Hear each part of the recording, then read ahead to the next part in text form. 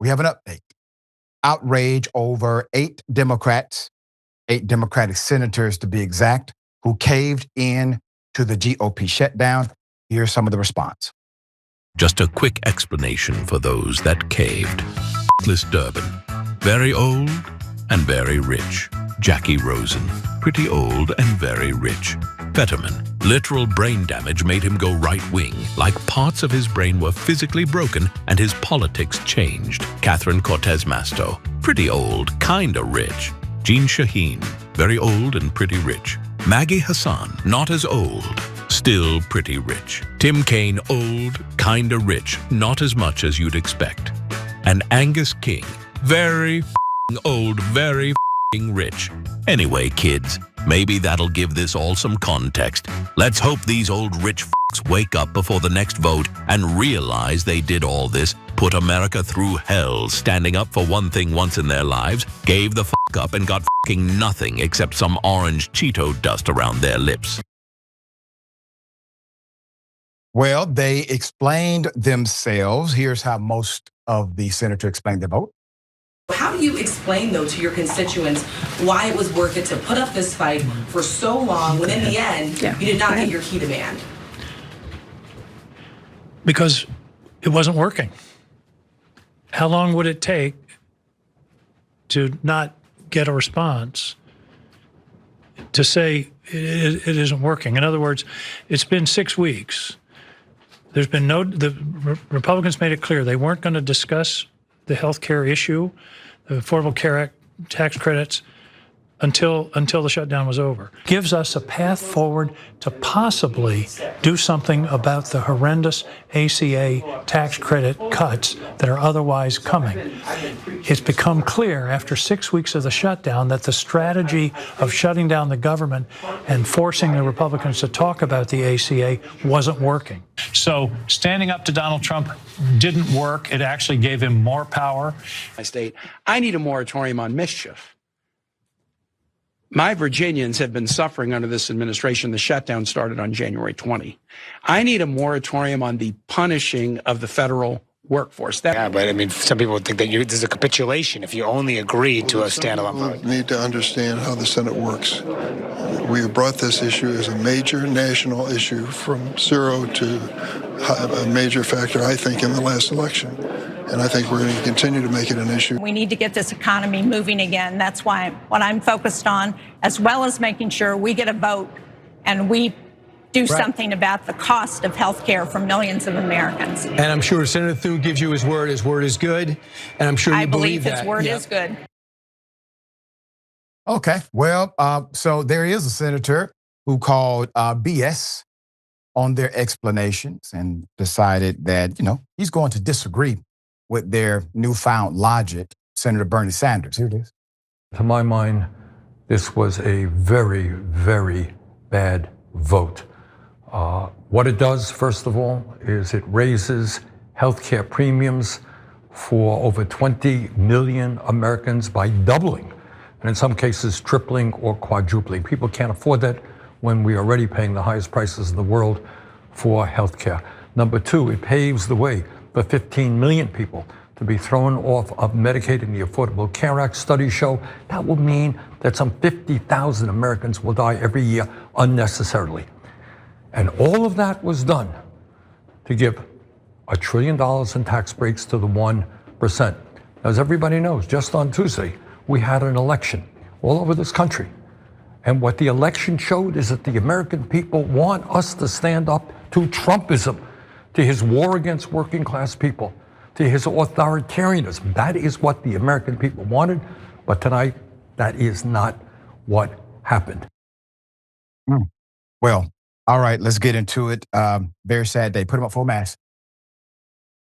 Here we are. While Democrats have held firm on their demand since the shutdown began, a pool of 8 moderate Senate Democrats have agreed to vote on a spending bill to reopen the government, and without an agreement on an extension of the Obamacare subsidies, instead securing a promise from Republicans that the chamber would vote on extending the subsidies in December.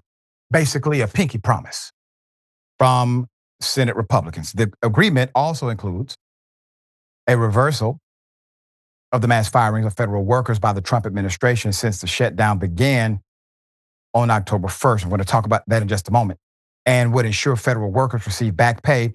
The Democratic caucus members who voted to advance the package were, you have Tim Kaine, you have Jackie Rosen, you have John Fetterman, you have Shaheen, Hassan, King, Durbin, Cortez, Mosto, and many of them are actually retiring in the upcoming re-election. They're not seeking to be re-elected. And the one thing that seems like a tangible that they got out of this deal, federal workers receiving back pay, that's not a tangible, that's called legal. So the Trump administration made a proclamation to illegally withhold back pay from those who are working, federal workers. And the Democrats are basically, these 8 Democrats are basically saying, well, we got that put back on the table. No, that never should have been off the table. And if it is off the table, that should not be a remedy in law.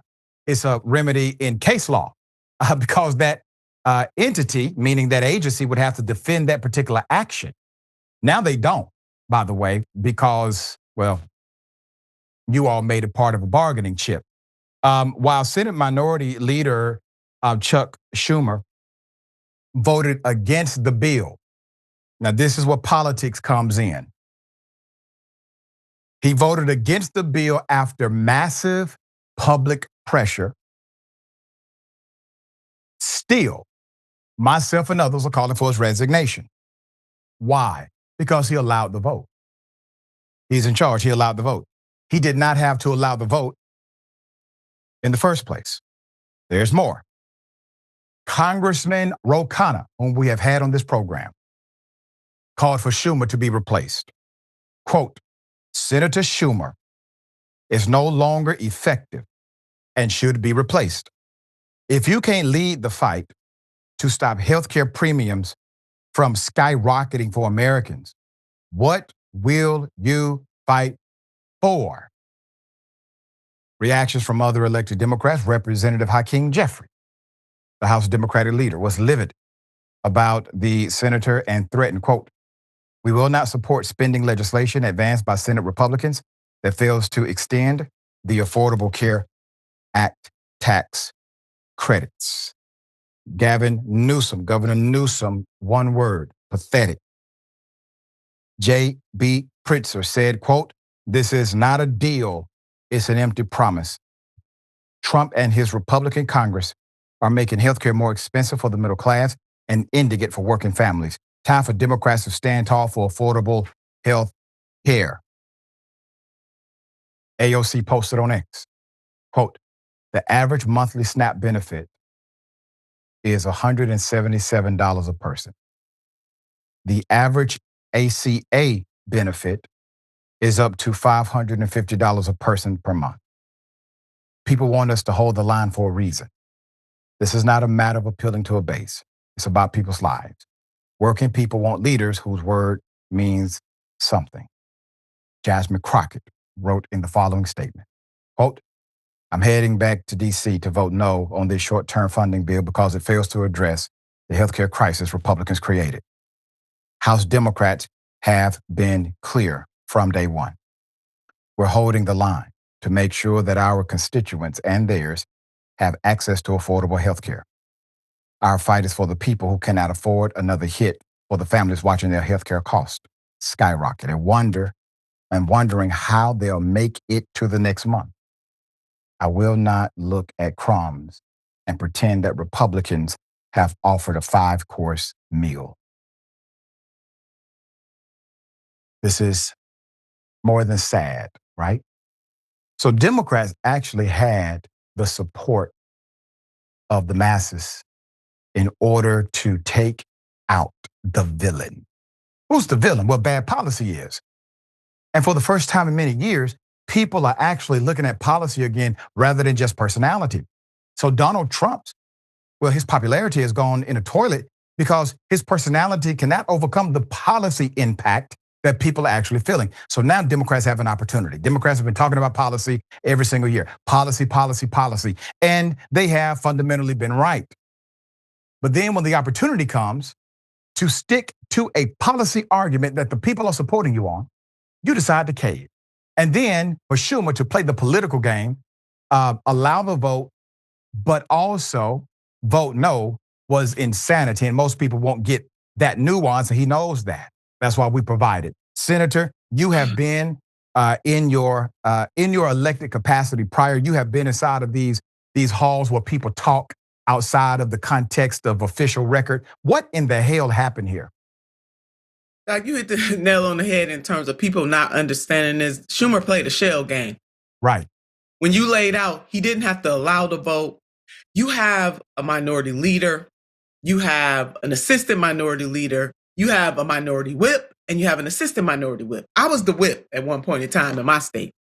And what the whip's job is to whip them votes when something as crucial as what we just saw on display last night.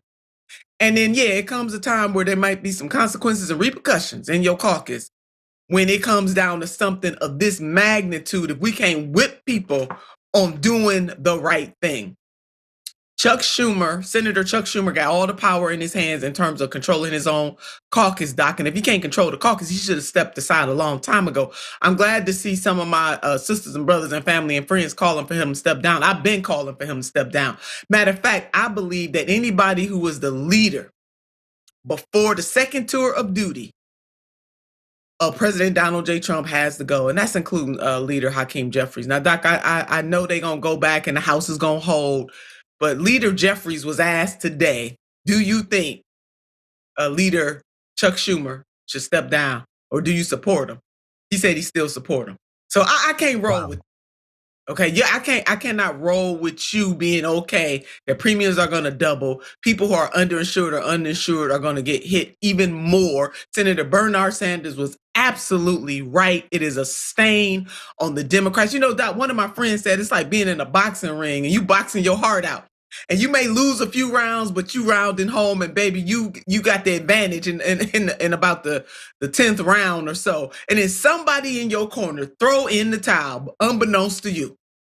That's what those daggone 8 Senate Democrats did. And trust me, Senator Chuck Schumer knew they were going to do it. And I believe that Leader Hakeem Jeffries knew what was going to happen too, because usually the insider game, you ask me, you communicate. Both chambers communicate with each other. So when I was in the Senate, if there was something crucial in Ohio, the House leader, minority leader, would communicate with the leader over in the Senate. 9 times out of 10, we knew how they were rolling in the House before it got to the Senate. Now, I ain't got nothing to back that up. I'm just telling you how this game is played in terms of, did Jeffries know they were going to do it or not do it? His hands ain't clean either.